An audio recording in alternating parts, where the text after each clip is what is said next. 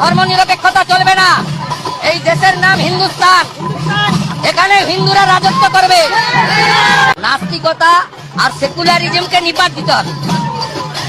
বাংলাদেশে এমন অনেক মানুষ রয়েছে যারা নামে মুসলমান, কিন্তু শুভেন্দু ক্ষমতায় আসার পরে প্রচুর পরিমাণে তারা লাফালাফি করতেছে এবং মুসলমানদেরকে বিভিন্ন ভাষায় তারা গালিগালাজ করতেছে। তারা মনে করতেছে যে শুভেন্দু ক্ষমতায় আসছে মানে আমরা বিজয় হয়ে গিয়েছি, অথচ সেও কিন্তু মুসলমান। তো তুমি ভাই কেমন মুসলমান?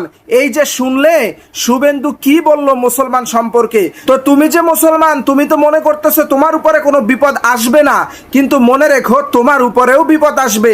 তুমি এখন নাচতেছো, কিন্তু এক সময় তোমার এই নাচানাচি বন্ধ হয়ে যাবে। দেখো তিনি কি বললেন, যে মুসলমানদের সাথে কোনো সম্পর্ক থাকবে না।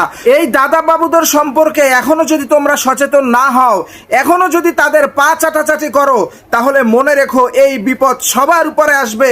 এরা সবার মাথার উপরে বসে তারপরে হচ্ছে আমাদেরকে চালাবে। তো নিজেকে যদি পরাধীন করতে না চাও, নিজেকে যদি স্বাধীন অবস্থায় দেখতে চাও, তাহলে এই দাদা বাবুদের পা চাটাচাটি করা বন্ধ করতে হবে। আর যদি তা করতে না পারো, তাহলে বিপদ অনিবার্য।